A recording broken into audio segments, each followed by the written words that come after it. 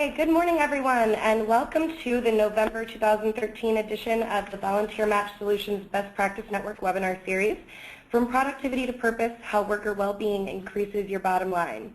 My name is Lauren Wagner, and I am the Business Development Manager here at VolunteerMatch, and I'll be helping to facilitate today's session. So before we get started, I just want to go over a few housekeeping items with everyone. So as usual, we're going to hold some time at the end of the presentation to pose your questions to the presenters. So there's a few ways that you can go about submitting your questions throughout the morning today. The first is by typing your questions into the chat box on the right side of your screen. The second way is to actually submit them through Twitter by tweeting to @VM_solutions using the hashtag VMBPN. And throughout the presentation, we'll kind of compile all your questions and get through as many of them as we can at the end. Last thing is that, just to let everybody know, a copy of the slides and also a link to the recorded webinar will be circulated after the event this morning. So don't worry, you will be getting a digital copy of all of this great information that we're going to go through today. So this morning I'm really excited. We're going to be hearing from two speakers who are really at the forefront of this conversation that's going on around using well-being and happiness as a measurement of success in everything from, governments to businesses to individual programs. And I just think it's a really kind of fascinating idea. So I first got turned on to the idea of using these as kind of your KPIs, if you will, at the Business for Social Responsibility conference last year during a session where they were talking about how the government of Bhutan has actually been using their Gross National Happiness Index score as their kind of core measurement of success, and then also using that idea of bettering the happiness and well-being of their citizens into all of their decision making. So I just thought that that was really, really cool and something that I'd never heard before. And so I was excited to see that it was also a topic of conversation at BSR this year, and also at the Sustainable Brands Conference this summer, which is where I was actually fortunate enough to meet our first speaker, John Havens. So I saw John speak at Sustainable Brands and was just completely inspired by what he had to say and the really interesting work that he's doing to increase the happiness and well-being of communities through technology. So John's nonprofit organization, the Hackathon Project, is committed to connecting happiness to action, one phone, one heart, and one city at a time, all through the use of interactive sensor-based smartphone surveys. John's also the author of 2 upcoming books, Hacking Happiness, Why Your Personal Data Counts and How Tracking It Can Change the World, and Happonomics, which are both scheduled to be released over the next 2 years. So John's going to be starting the conversation this morning with, what these measurements of happiness and well-being are, and how we can use technology to collect this data and then put it into action.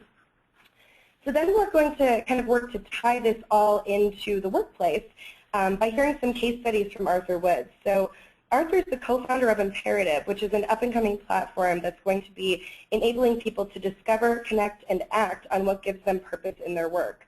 Their platform is set to launch in beta form in 2014 and will be the first diagnostic tool out there for measuring purpose. They're also launching Aaron Hurst's new book, The Purpose Economy, which will delve into the individual and macro implications of purpose as the next driver of the social economy. So, kind of as common sense as it might seem to a lot of us, that you would put the happiness and well-being of, other individuals, whether that's in your community or in the workplace or your employees, kind of at the forefront of what you're doing and what you're thinking about, it really is this kind of new and innovative conversation. We've been living in a world where, material inputs and outputs have really been kind of the core focus of what success is. And so I'm really excited to have these 2 pioneers kind of in this cultural shift that we're going through join us this morning to share their insights with us. So with that said, I will go ahead and invite John on the line to get us started. Good morning, John. Are you there? Hey, good morning. Yes, can you hear me? Yes, wonderful. Yeah, well, thank you so much for having me, and it's been great to work with Arthur and you getting this going. So if you want to go ahead to the next slide, that'd be great. And first, just to, I'm sure in the workplace you've heard the term big data, which is by and large a marketing term, and it's a good one. It's caught on. but it basically means sort of the massive amounts of data that are now available in the digital world. How do we manage all that? So little data, however, is a term a lot of people use with regards to measuring data about actual individuals. So if you can go to the next slide, that'd be great. And click one more time there. So instead of I think, therefore I am, I'm a big fan of puns, and this is I think, therefore I am. And why I put that here is that I think it's easy where we are right now in the world to think, well, I use social media a little bit, or my employees use it a little bit, but, you know, like my grandma doesn't use Facebook, she's not online. And so I think sometimes we have sort of a kind of stand back attitude towards the digital world sometimes because we kind of want to take it in measures where we can kind of understand and deal with it.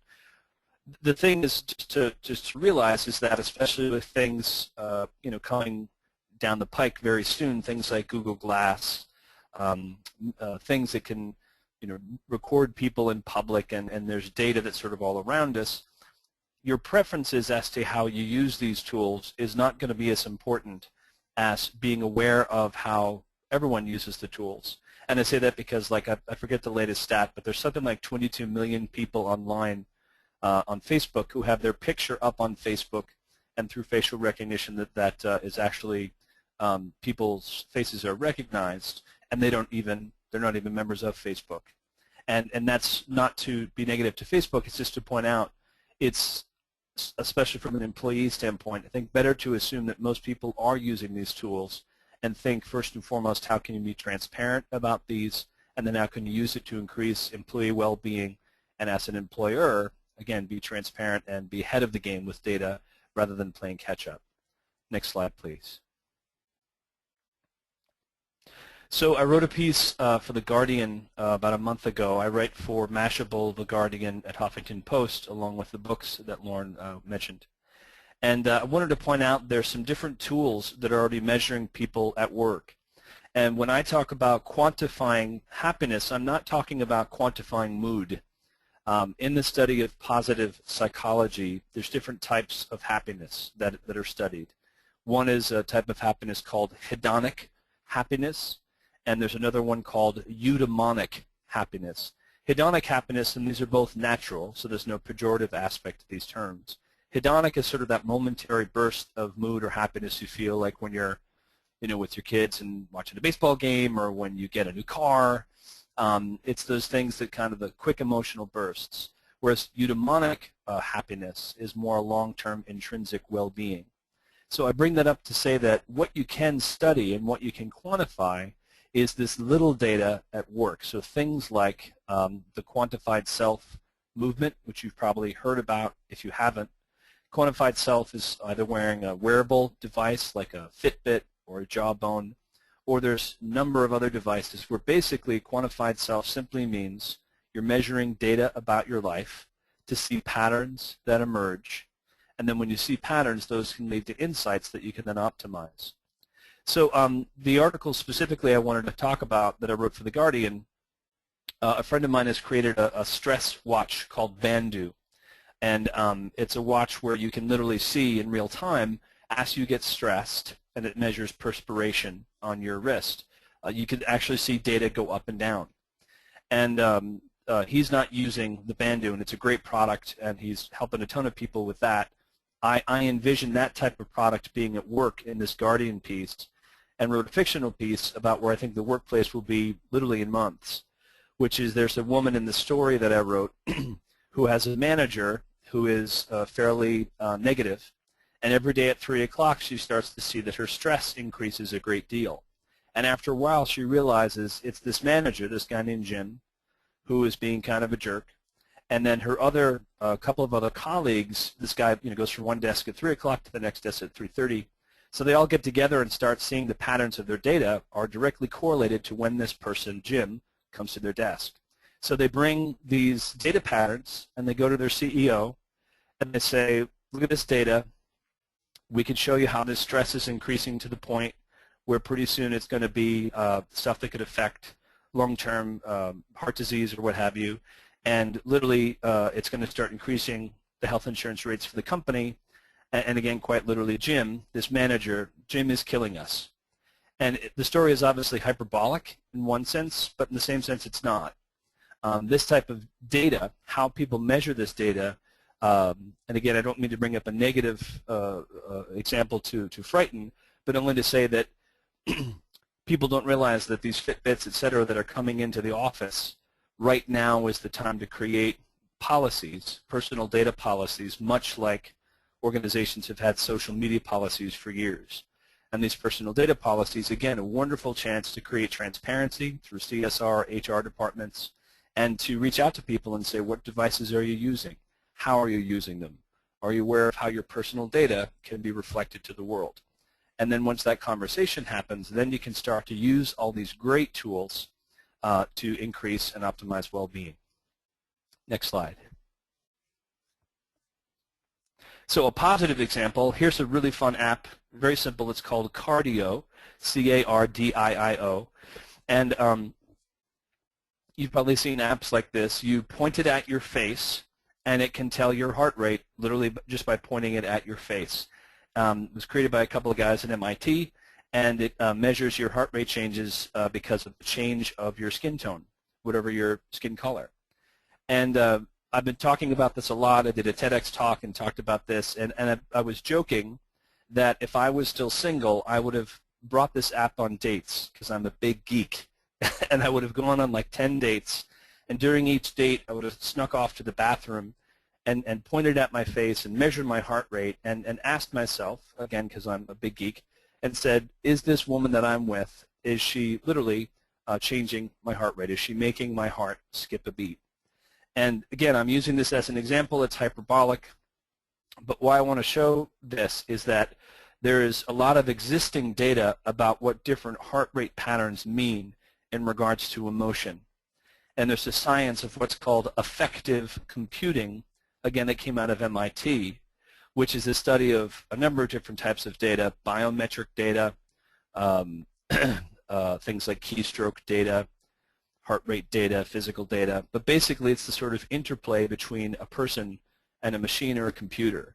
And there are a lot of things that you can quantify: heart rate, stress, facial recognition technology. If someone's pupil dilates, that's an indicator of emotion. By the time you get about 8 or 10 different patterns of a person's data, the fact that you're quantifying their happiness, again, it's not the mood, but you can quantify a state that they're in at that time. And again, most importantly, when employees or the people using these tools understand what these are, and you've worked out the data issues so people aren't freaked out about being tracked, which is certainly a very relevant issue, all of these things can start to work together to really increase both employee well-being and productivity. Next slide, please. So if you get a chance, I still haven't read it, but there's a great company called Sociometrics, and the guy that started the company, his name is Ben Waber, or maybe it's Waber, and they've created a ton of really fascinating tools for the workplace in terms of quantifying well-being or happiness. And I featured them in my book, Hacking Happiness. And in the upper right-hand corner here, you can see a really fun tool. Fun, but kind of scary as we get used to this stuff. And this is called a meeting mediator. And it's pretty simple. You wear in the bottom left-hand corner, you can see these badges. They look like kind of small phones that you wear around your neck, these lanyards. And they have a microphone in them. Some of them have a screen so they can do facial recognition. But on the left, what you can see is a meeting where all 4 people in this meeting wearing this around their neck are talking about the same amount of time. On the right, what you can see is that person Y is actually now kind of hogging the conversation. And in real time, you can see this circle in front of you or on a screen in the meeting room as a sort of visual reminder, hey, not everyone is getting the same amount of time to speak. And I love that example because it's one of those things where, again, these are conversation starters in the workplace. It's not, I want to make sure to say that these things are not right or wrong. It depends on what your office wants to implement. But where I think this is very exciting in terms of employee well-being is there may be people that are somewhat introverted, or maybe they're new, and they don't always get a chance to speak in a meeting. And likewise, there may be people who just, if they knew and had that visual cue, wouldn't talk for a whole meeting.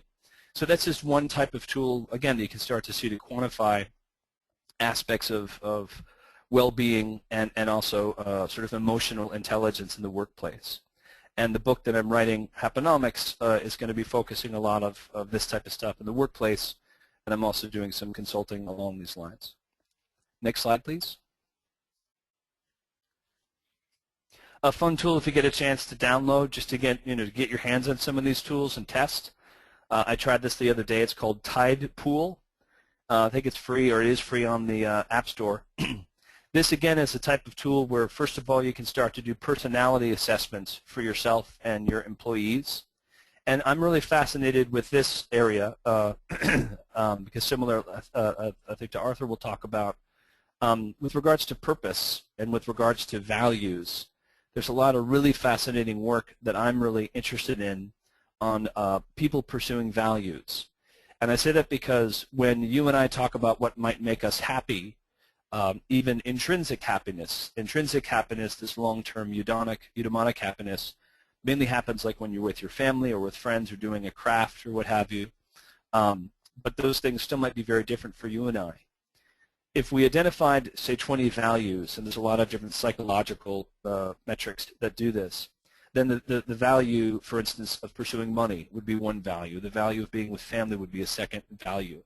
And in general, we could agree on those parameters.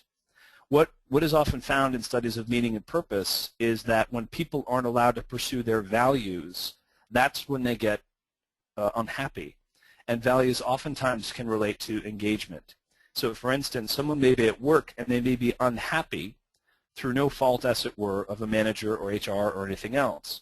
They may be in the wrong spot because what they're doing, the actual work, outside of whatever organization they're working for, is not the work they were sort of built to do. And there's a great book you should get, or you can read articles on this, because it is pretty dense, but it's fantastic, called Flow, F-L-O-W. And one of the founders of the positive psychology movement, Mike, I always mispronounce his last name, Mihail Csikszentmihalyi, I always mispronounce his last name, he's Hungarian. But the book Flow is one of these seminal books on the idea that when you're given work that you feel that you were built to do, you may not actually be happy, as in like all smiles and unicorns, right? You're happy in the sense of you're content and you are flourishing because you're doing the work that you were built to do. Anyway, all that to say on the left, this is a great little fun tool. It's kind of like a Myers-Briggs tool. You can kind of see a personality assessment which speaks to values, and that helps both an individual know how they can pursue the work they'd like to do and also who they can better collaborate with at work, because you sort of speak the same personality language. On the right, I thought this game was fascinating. Very simple on the app. You see a face, and you have to pick which expression the face is. And as the game progresses, you only see the person's face for a couple of seconds before they disappear, and you have to say what you thought it was. And the expressions get more nuanced. So instead of it just being happy and sad, it's things like elated or frustrated or depressed. And it's a great tool to sort of ask, who are the people on my team who may have more or less sort of emotional intelligence?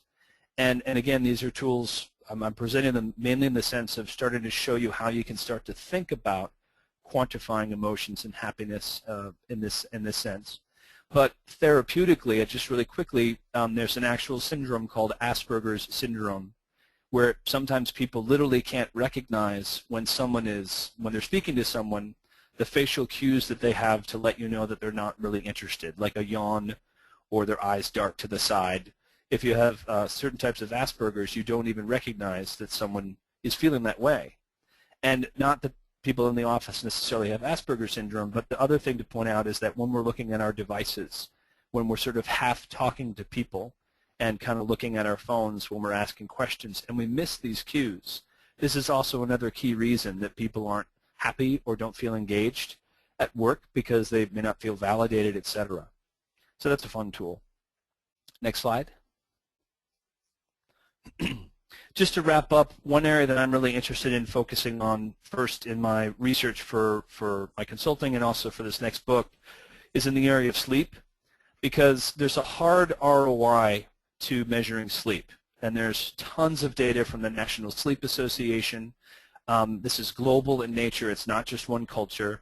In general, when people take a nap, and they even know the time frame, it's usually about 3 o'clock in the afternoon, a 20 to 30-minute nap, right? Not a 2-hour sleep. It has more restorative effects than, say, drinking coffee, sometimes even than exercise. And while there's going to be variations for different individuals, in general, shockingly, right, we all need more sleep, especially in the States. We're a nation that is very sleep deprived. And when you start to think about it, the work I'm interested in doing is quantifying groups of people. I'm going to take 50, a group of 100 people and have 50 of them change nothing about their afternoon behavior, and then the other 50 take 20 to 30-minute naps in the afternoon and start measuring physical data, things like when they slept and they woke up over the course of a month or 2 months, did their, if maybe they didn't drink coffee, so now they're going to get healthier and their heart rate won't go up as it does when you have caffeine. Maybe we can, I'm not sure if we'll be able to do all this, but measure things like MRI patterns and brain patterns. And you get the basic idea, which is people, when they can sleep and have that restorative effect, there's a physical ROI, and then there's also a productivity ROI. There's tons of studies correlating to that. And I bring that up to say a lot of what's going to have to change, I think, in a great way, and is a great opportunity for CSR departments from a sustainability mindset and for HR departments. I think, if you get over the idea that someone sleeping in the office should be sort of taboo because they are, sleeping, it's a great way to sort of show people, let's test this and see how it works, and then you test it. And if these 50 people, for instance, in these experiments that I want to do, you start to show that they also are increasing productivity or even creativity, in the sense of they may be doing doing more in less time. All these different tools over the next number of years, again, as long as personal data is something that is really transparent, first and foremost. Of course, legal departments need to be involved, but literally today, this week, next week, right after the new year, I would highly recommend getting employees together and start having discussions around this data and around these tools, because so many employees, people, are wearing things like FitBits and Jawbones. It's a really, it's an issue that you should be thinking about now. And again, I think a wonderful time to think about it and really work with it to have these physical data, these emotional data, and to start to test so you can see in your office, once everything is sort of safe, as it were, and you've talked about it, how you can really increase happiness, well-being, and ROI. And I'm at the end of my time, so I'm going to skip the rest of my slides and go back to mute and just say thank you so much, and I look forward to hearing from any questions you may have at the end. Great, thanks, John. Arthur, are you on the line? I am, thank you. Wonderful. And thanks for having me, and I have to say I'm a huge John Havens fan, and after having a chance to cross paths with John quite a few times over the last year, just really love what you're doing at Hackathon, and we've been really blessed to be spiritual partners with you. So really honored to be on the call with you, John. So we've had an interesting journey in Imperative over the last year. So we started Imperative about 1 year ago, entering a space that we saw where we saw a ton of need and couldn't directly articulate what that was completely. It took us about a full year of R&D to start looking at these patterns, but I think we all recognize some of these patterns and these needs. And one thing in particular was that we have this young generation that's growing up, and they're demanding so much more of the world, of their jobs, and of society in general. And we've noticed this with millennials. It's been very visceral. We're seeing now people jumping to entrepreneurship with a social impact more than ever. We've seen disengagement and loneliness at all-time high. Looking at a recent Gallup study that just came out showing 71% of people are disengaged with their jobs.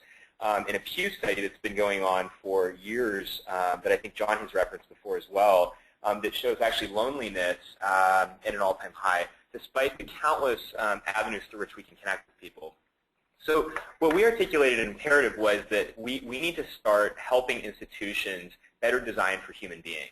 And that was everything from internal HR to external CSR, but really exploring new models through which organizations can be serving their people. And for us, there were a ton of different ways we explored achieving that. The very first of which, if we can go to the next slide, was with our partner. Let's see if this switched over. Was with our partner Etsy. And Etsy hired us because they said, actually, we think we're doing a pretty dang good job internally and externally. We've got a strong culture. We've got a great marketplace through which, if you've been on Etsy, you can buy any handmade craft you can imagine. It's a new marketplace for artisans to sell and distribute what they've created. So Etsy has really figured a lot out. But if you go to the next slide, what they asked us to do was actually to measure the impact that they were creating, both internally and externally. And when this next slide pops up, you'll see this. We created Etsy's very first baseline impact report. And what they were interested in was everything from what was very quantifiable, being their utilities and electricity and trash, all the way to what was more immeasurable, which was the happiness of their employees.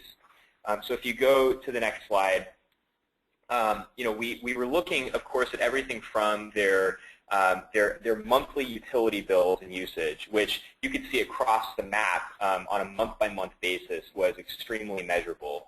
But if you jump to the next slide, we then started looking at their employee happiness and had a chance to work with University of Pennsylvania School of Positive Psychology, which also I know is a great advisor to the hackathon.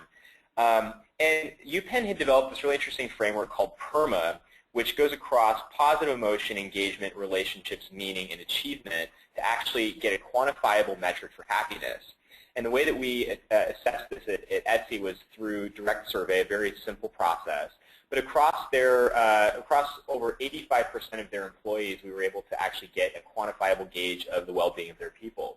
And this was really interesting because it was the first time that you could actually drill down internally at a company to by team, by gender, by length of time at the company, and even by the performance of employees. How happy were they? And we found some really interesting results. The first of which was the incentive structure for Etsy employees wasn't what we think it would be. Whereas while you would imagine that someone who's been promoted and received a raise is happier than someone who hasn't, what we actually found is that people who had more responsibility and often who were touching external parties or had a very specific role internally in owning culture and impact tended to be happier. So it really sort of debunked the whole myth of like give someone more money and they'll be happier. Really, and it underscored the idea that money doesn't bring happiness. So this was interesting, and I think we could have predicted some of that already, but we started to find that some very intangible values that companies are creating for their people are actually what is most valuable when it comes to what is leading to well-being.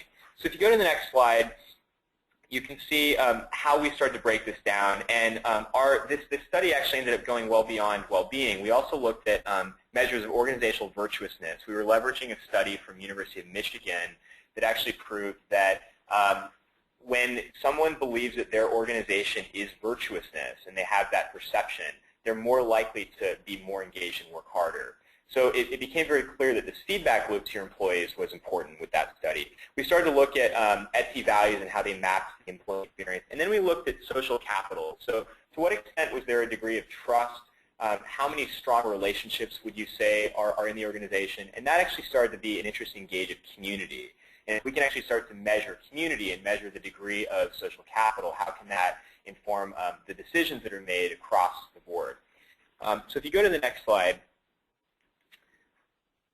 our next partner was Elance, and Elance is one of the largest platforms for online freelancing. Elance was a very interesting company that started actually in the late 90s and went through a number of pivots. And with a visionary CEO, decided, we're going to be more than a Silicon Valley company. We actually want to be a company that is embracing our values and, like Etsy, not only looking at our internal community, but also this vast community of freelancers across thousands and thousands of cities. And so if you go to the next slide, what Elance hired us to do was in a very similar way, created their first annual impact report.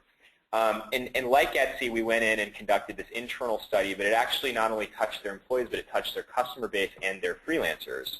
And what we did, if you continue to advance, is we were able to look across the map at the well-being of their freelancers, of their employees, and their customers, and to actually assess by country, by function on the platform, by length of time on the platform, what was the well-being of people, and found some really interesting results. The first is that this whole idea of a flexible work environment where you're freelancing, you're working from home, you're working virtually, really had a huge impact on the well-being of people.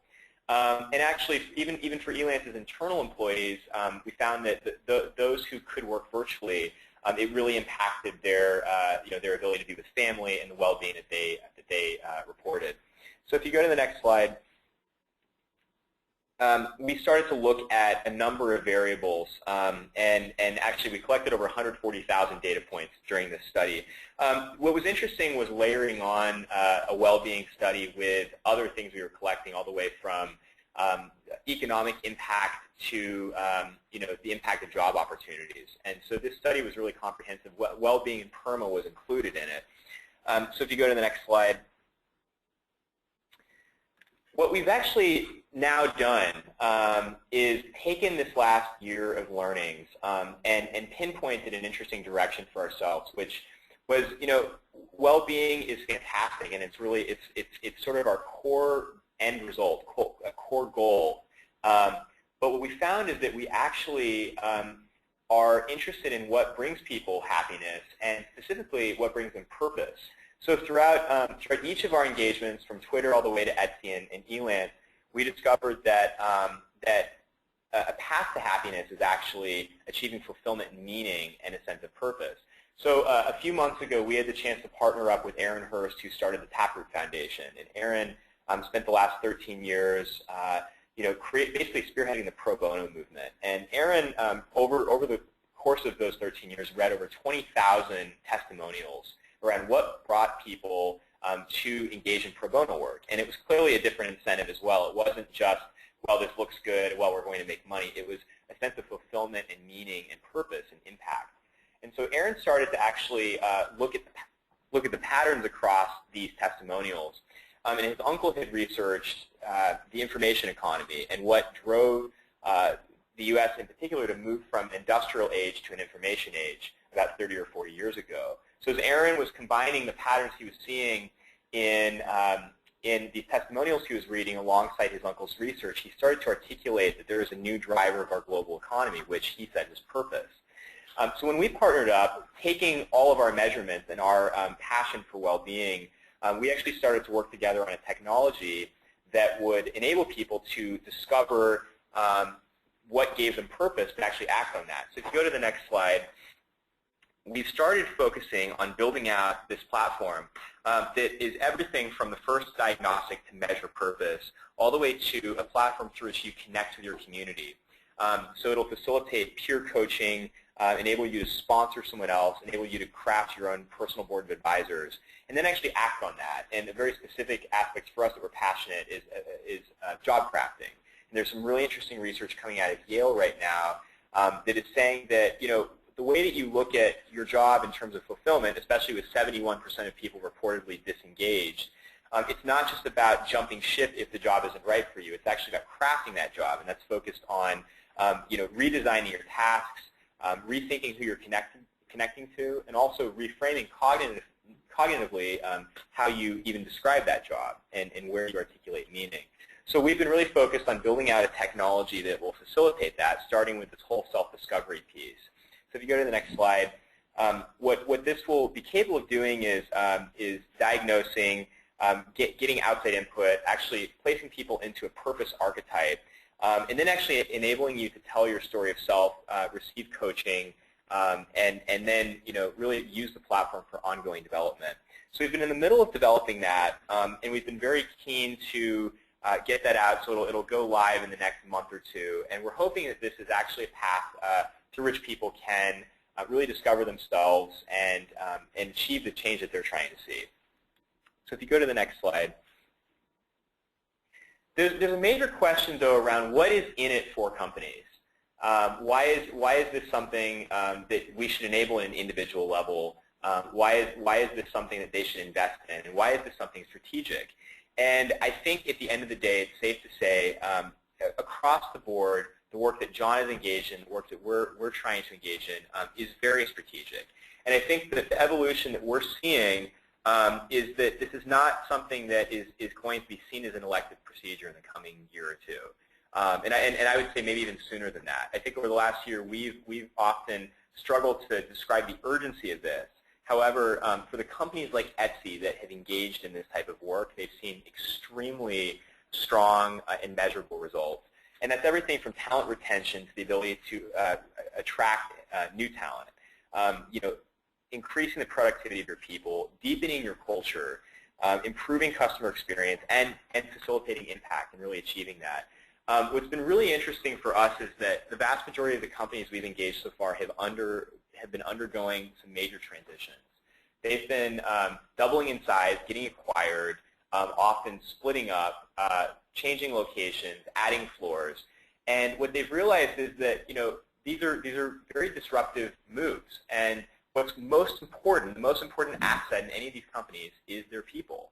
And it's their relationship with their people, internally and externally. I think the greatest evolution we've also seen is that companies are rethinking how they describe community. And it's no longer internal HR and external community. It's that the community is a cohesive unit.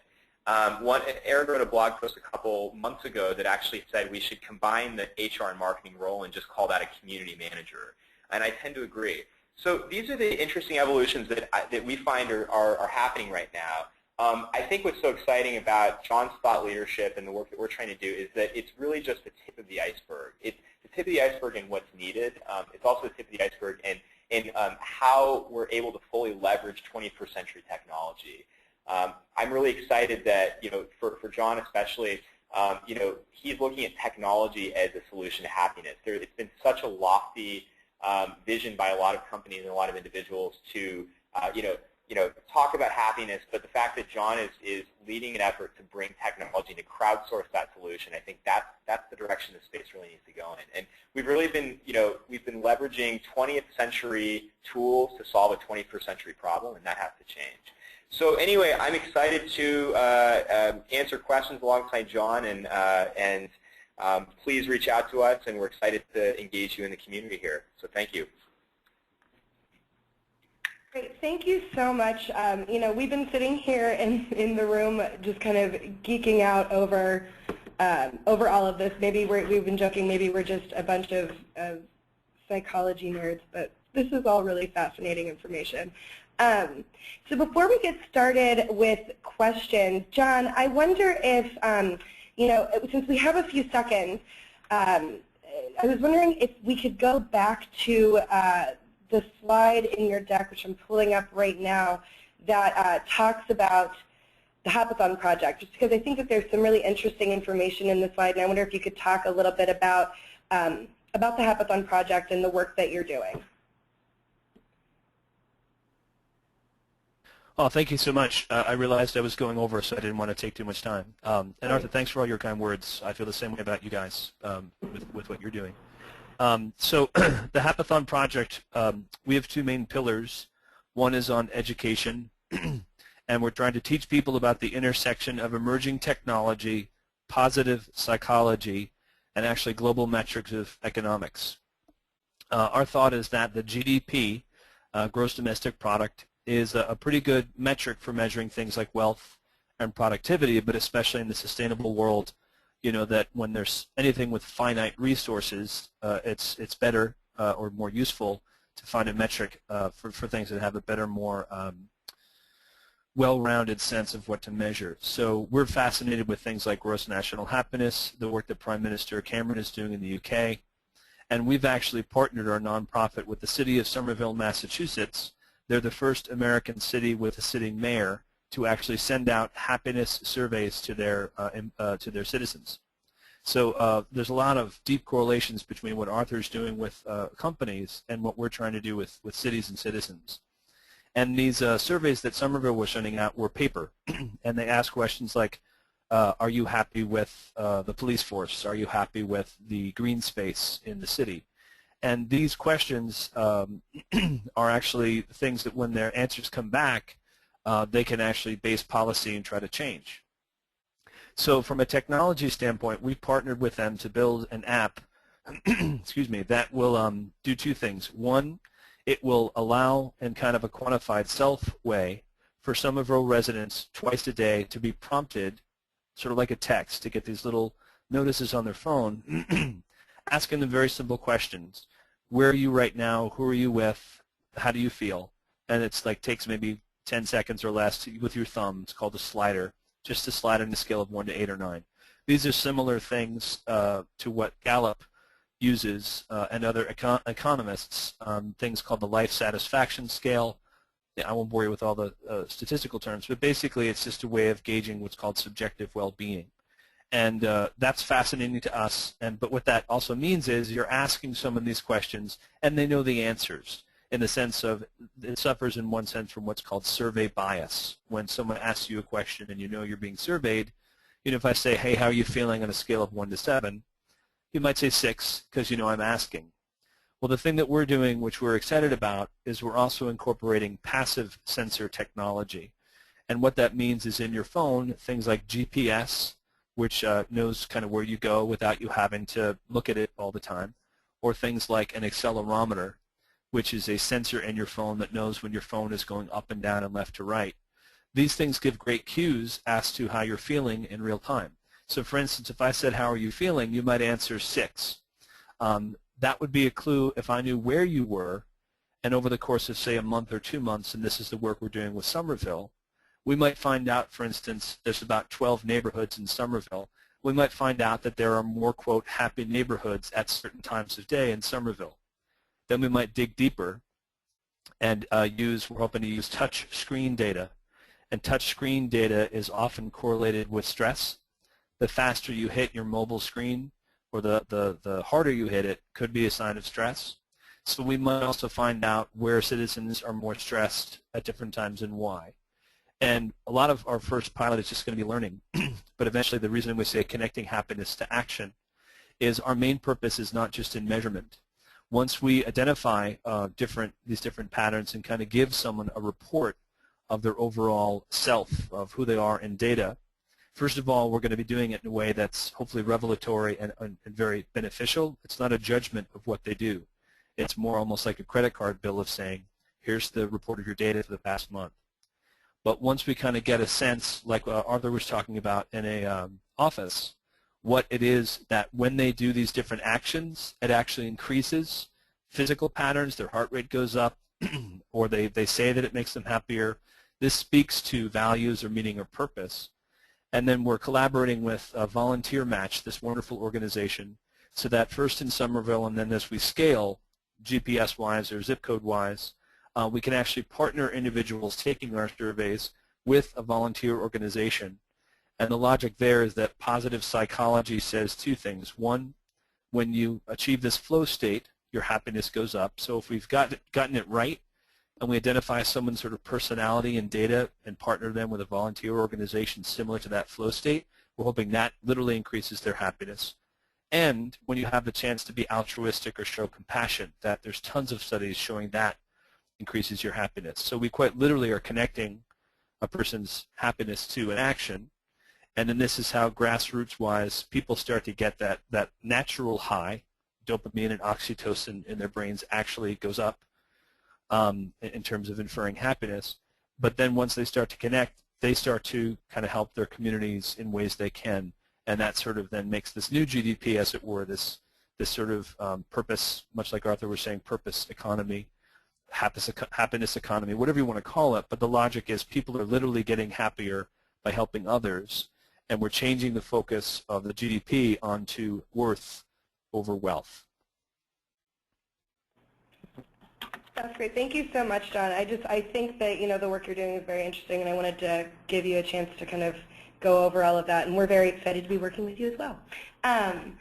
So like we mentioned at the beginning, we saved some time here at the end to ask our presenters some questions. So there's still time if anybody on the line has a question for either of the presenters or for both.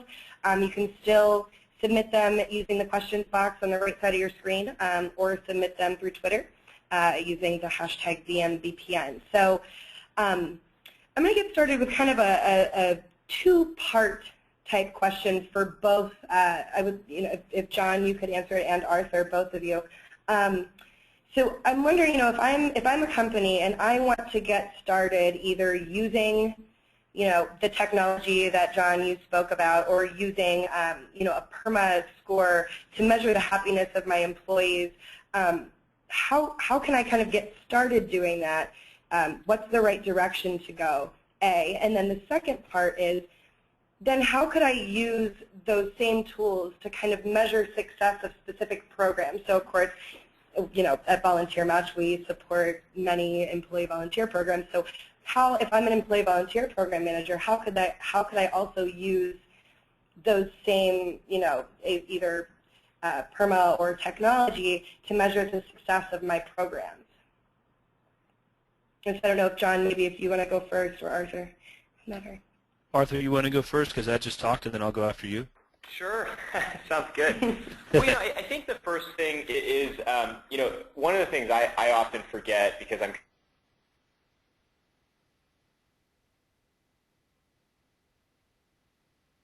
kind of ingrained in this space, and John, I don't know if you can relate, I have these questions every day because they're questions that are at the top of our minds, and what I often am reminded of is that these types of questions aren't asked every day. The question, how do you feel, is actually not something that people often ask and mean. There's always the, hey, what's up, how are you doing? And everyone's default answer is, good, I'm fine. And if someone says anything that's not good, it's almost like a red flag. Oh my gosh, you mean we have to talk longer about this?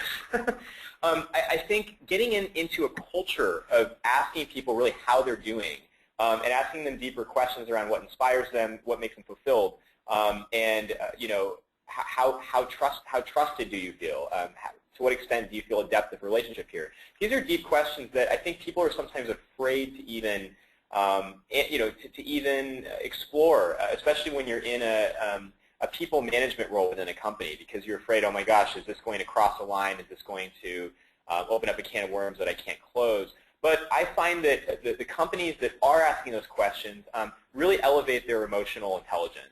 And that's not just their EQ in terms of, cool, now we have transparency, but it's the way that people actually feel empowered to express themselves and actually address change within the organization. So when Etsy worked with us to facilitate this study, it was a survey. It wasn't anything groundbreaking, but it was more of a symbolic gesture that they really cared to ask.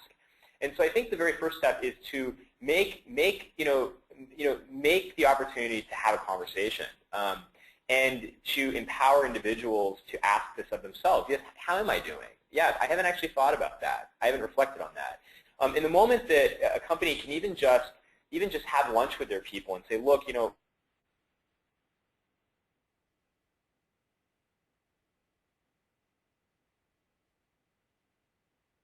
we want you guys to be thinking about even just the first step in moving that direction culturally, I think is huge and it's monumental. So I think, you're able to leverage so many of the incredible tools that John referred to. And the cool thing is there are great companies out there trying to make this easier. We're trying to create a lot of efficient opportunities through which people can reflect and share purpose. And there are companies doing this across the board on well-being, around resilience, around health in general. The whole Quantified Self movement is just booming right now, as John often talks. But I think what I would say is it's a spiritual movement as well, and there has to first be a step in from top down and bottom up, a move in this direction culturally. Great, thank you, Arthur. And John? Yeah, I'll just echo. Yeah, I mean, Arthur and I totally drink the same Kool-Aid. We mixed it together and pour in sugar. And in the sense of, my heart goes out to HR people. A couple jobs ago, I was EVP of a top 10 global PR firm and ran the social media practice, and I worked with our chief talent officer. and we created a social media policy. In that time that we were doing it, it was a little bit late in the game. I'd come on where it was like 2007, 2008. A lot of companies were already using social media, so we did it as fast as we could. But I say that to say, I distinctly remember a big meeting we had where we told staff about the social media policy, and the tone of the conversation was very open. As Arthur mentioned, we had that sort of vibe of let's get together and discuss issues, but it was also kind of at the stage where it's like we have to sign this now because we were a PR firm, so it was a lot different when you are your role in a company is to be the outward-facing manager of a brand, especially for your clients. There were higher levels of policy to deal with, in terms of where you could say what. So I say that to say, I think one thing I would say to ARM managers or C-suite folks or whatever, or anybody in CSR, HR, whatever part of the organization you're in, is what Arthur spoke about as much as what I spoke about is quantifiable. We're at a time where people don't understand this science of what's called positive psychology. People think that the work, for instance, that Arthur or I are doing is, and I get it, sometimes a little kind of hokey or squishy, or there's not a way to measure it, and that's actually just completely not true. When you look at traditional psychoanalysis, how you measure people getting better, the whole reason positive psychology was born about 15 years ago is these different leaders of this new study of science and therapy, which is an extension of traditional psychoanalysis, basically said, why is the focus only on healing people's pain? Why can't we go the other direction and help people flourish? And so in the same way that we're all used to studies about what does clinical depression mean, about what does it mean when people at work have negative health effects, about things that are established, I think one general thing to think about is just, take the lid off and blue sky for a while and think about what if all those things that were the negative focus that have hardcore ROI or negative ROI correlations, what would it look like if there was a mirror held up to them? And I think it's really important too to, in terms of the types of things you can start, the different things that I've talked about today, you don't have to have whiz-bang awesome technologies. Quantified Self is also about a pen and a paper.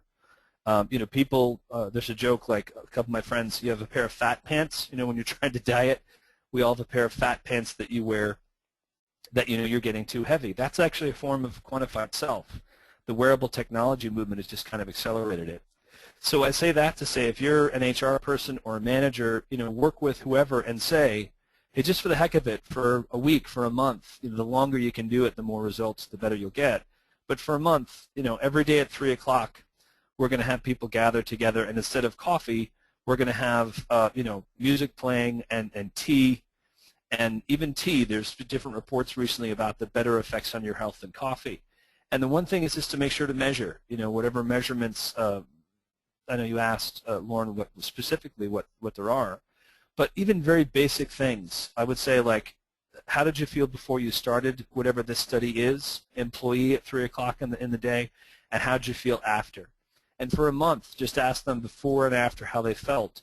And even if that validates a larger kind of extension of what you might do with work like Arthur or what I'm doing, you start to see also that people feel like they're being taken care of, and physically as well as emotionally with bigger things. And I think, like Arthur was pointing out too, the sort of spiritual side of things, it's like, look, we work 60 or 70 hours a week.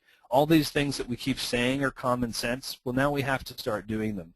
And I gave that Guardian story example of that woman going to her boss and saying, Bob is killing me, because it would be a shame if it's 2 or 3 years from now. And those are the conversations we're having about people who didn't pursue purpose and health for their employees.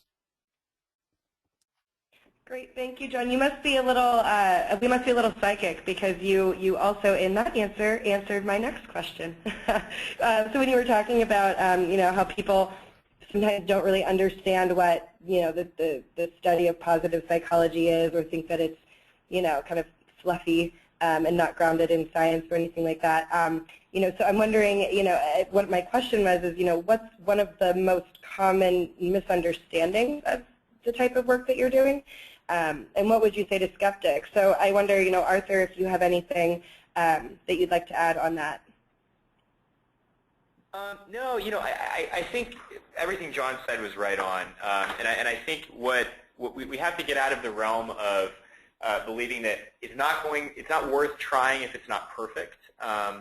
It's that this is a co-creation process, and that the more that we iterate, the more that we experiment, the better it's going to get. And I think it's really asymptotal. It's never going to be perfect. And actually, to be honest with you, even the most quantifiable things in the studies we've done around sustainability are still imperfect. The trash that we weigh is going to include things that aren't technically trash and weren't technically thrown away, and the electricity is going to be off by some metric. And so there seems to be sort of a hesitation sometimes. If it's not perfect, we can't try it, or even if it's far from perfect, it's not a step in the right direction.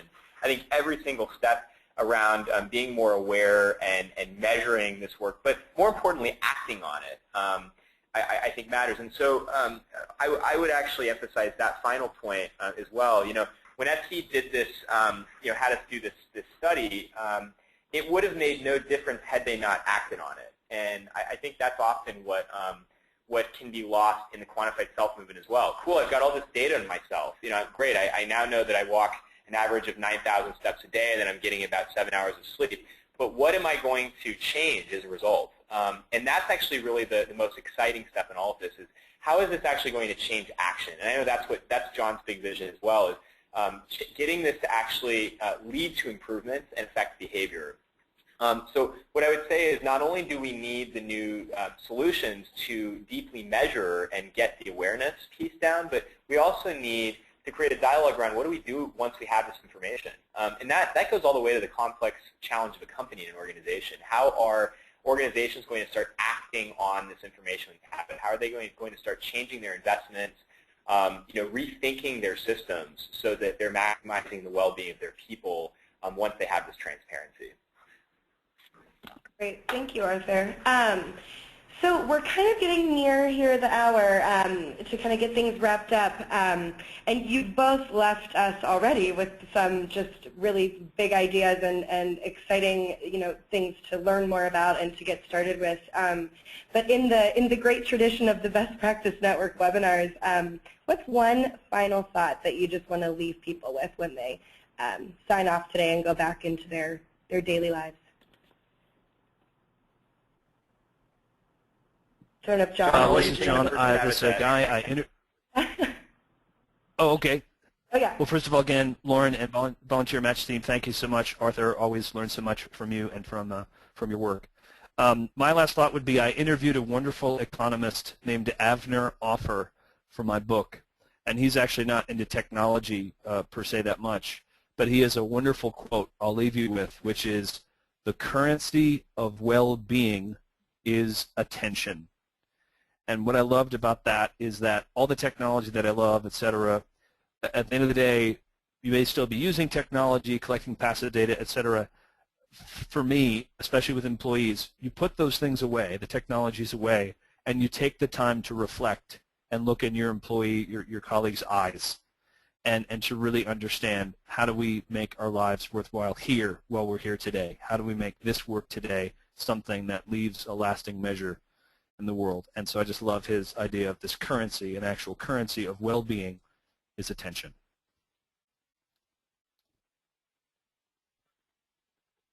Great, thank you. I love that. Yeah. Well, I can't. I should learn for the next time. Never follow John Havens. No. I really love that quote, and I think what I would emphasize at the very end is one of the things that we said at the beginning when we were starting Imperative is that we were a design firm, and people would always say, "Wait a minute, I don't understand. Like, you do graphic design? What does that really mean?" But for us, design is this more of a lifestyle, and it's a creative problem-solving mechanism. And one of the things that I would emphasize, not coming from a quote-unquote design background, is that we're all designers, and we have to be in order for this type of work to advance. One of the things I really love about John's philosophy is that we have to crowdsource solutions, and everyone brings something to the table in this dialogue. It's not just the positive psychology experts, although we learn a tremendous amount from their work.